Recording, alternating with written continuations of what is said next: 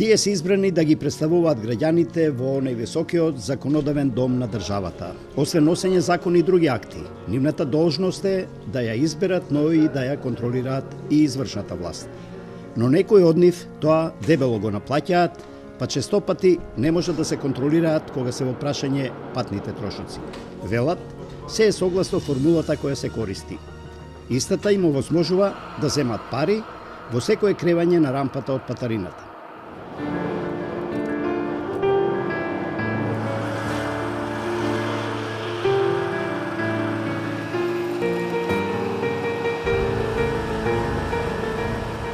Според истражувањата на Скуп Македонија, највисоки патни трошоци, но и најлош квалитет на закони на Балканот испорачува токму Македонското собрание.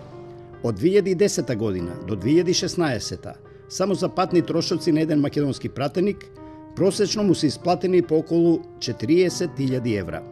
Во истиот период во Словенија за патни, но и за други трошоци на еден пратеник просечно му биле исплатени 36.000 евра, во Бугарија 19.000 евра, во Хрватска 14.000 и во Косово само 6.000 евра.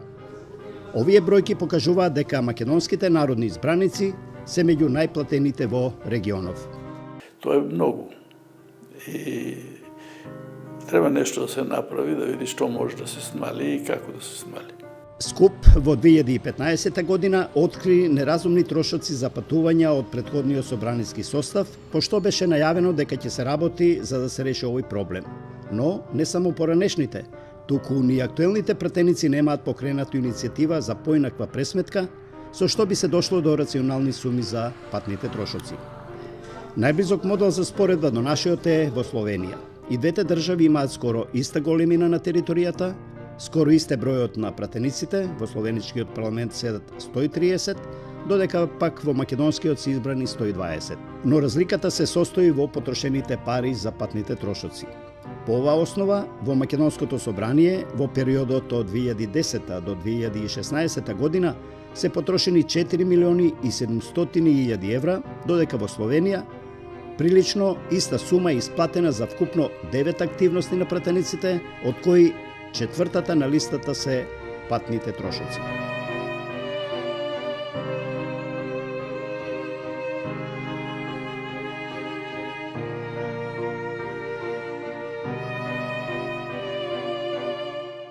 Ако пратениците во Словенија во овој 7-годишен период потрошиле 4,8 милиони евра за сет на активности, околу 90 македонски пратеници од натрешноста истите пари ги инкасираат само за патни трошоци. Вкупната сума можела да биде поголема ако во 2015 и во 2016 година тогашната опозиција од редовите на Социјалдемократскиот сојуз не го бойкотираше собранието. Само за споредба, во 2013 година, кога 90 македонски пратеници од натрешноста потрошиле скоро милион евра за патни трошоци, 240 бугарски пратеници потрошиле 590.000 евра за истата намена. Разликата е голема, ако се земе предвид фактот дека Бугарија по површина е 4 пати поголема од Македонија. Па тоа е стар проблем. Одамна го имаме нерешене, не е добро решен, не е доволно добро решен и сега. Веќе 1994 година вториот состав се промени и видовме оти има големо отсуство на пратениците.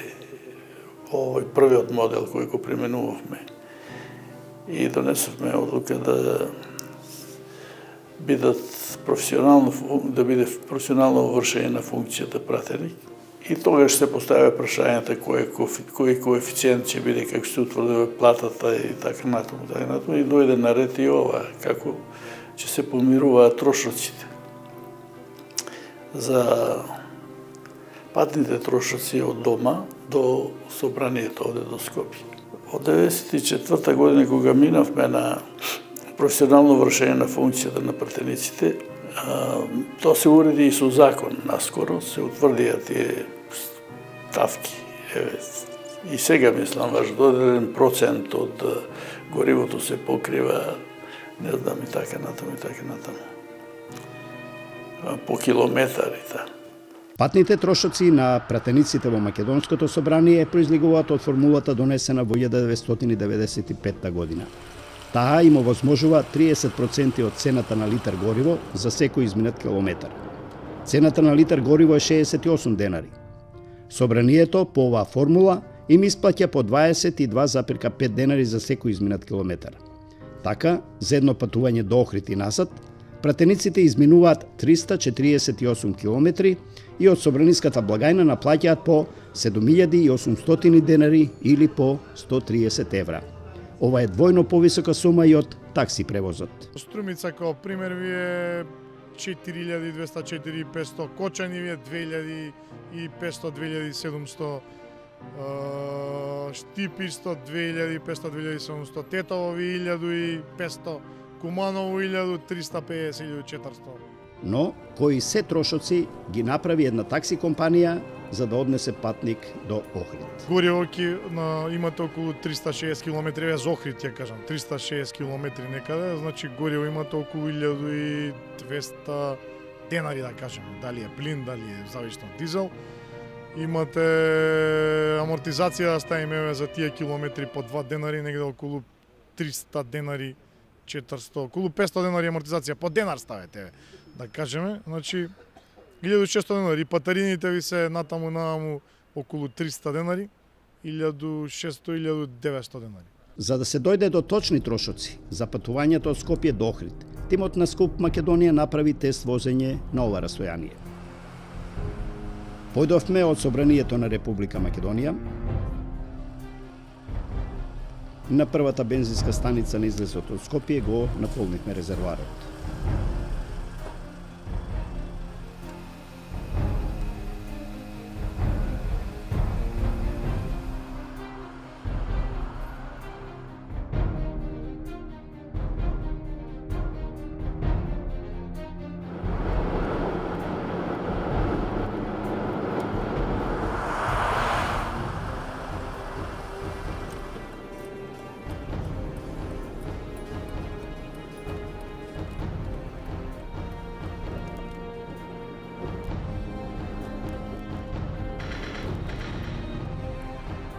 Од собранието на Република Македонија во Скопје до пристаништето во Охрид поминавме точно 173 километри.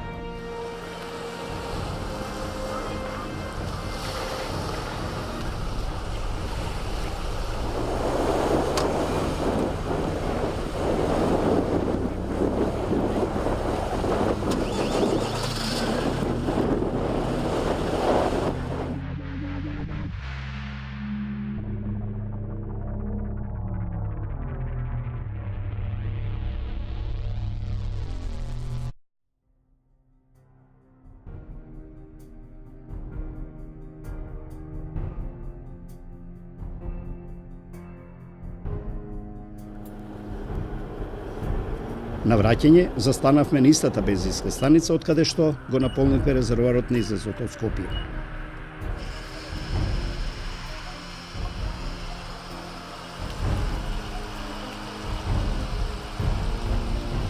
Според бројчаникот, нашето возило до Охрид и назад потрошило 820 денари гориво. Од Скопје до Охрид и назад поминавме 349 километри. Според нашите пресметки, за гориво плативме 820 денари, за патарина 280 денари и за амортизација пресметавме по 2 денари за секој изминат километар и по 1 денар за тековно одржување на автомобилот. Вкупно, од Скопје до Охрид и назад, потрошивме 2144 денари. Тогаш, дали има злоупотреби и на актуелниот модел за пресметка на патните трошоци? Дури имате појава кај нас пратеници во Скопје живеат, се прикажени за местото на раѓањето, да речеме Кичево, Охрид, и си земат и овдека дневница, а никош не отишле, да речеме, или не дошле на работа на седница на собранието од Кичево, Охрид, еве Крива Паланка и така натаму. Или имате појава кога пратеници идат за да покажат, за да добијат дневница, мора да покаже фискална сметка дека потрошил и за гориво толку, ќе сврти на Тетово првата рампа, доаѓа.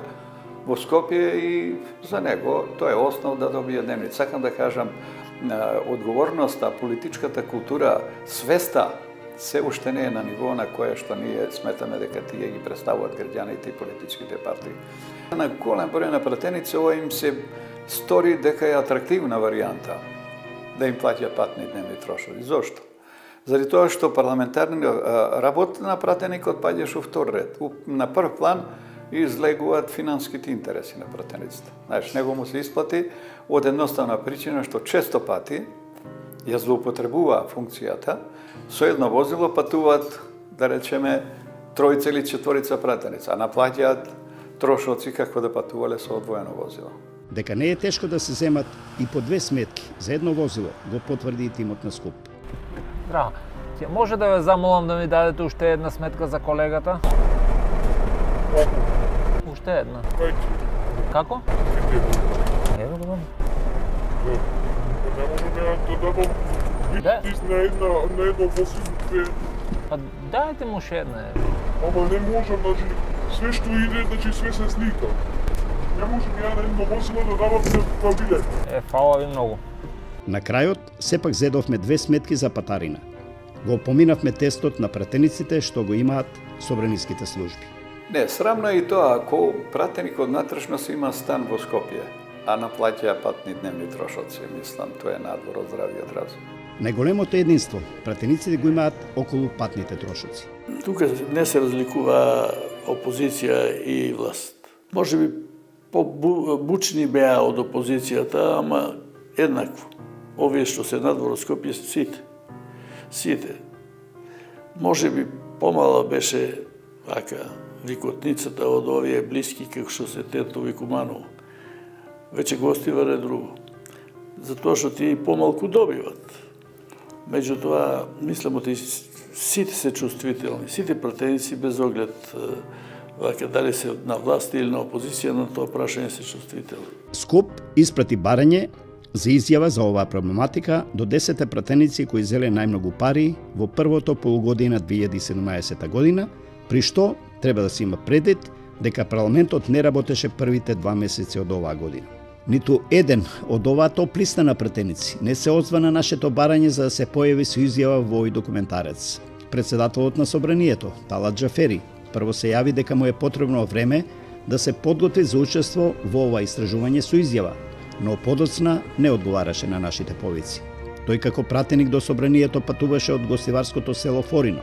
Од Скопје до Форино има 66 километри, а Џафери за оваа километража од 2014 до 2017 година од собраниската благајна наплатил околу 25.000 евра.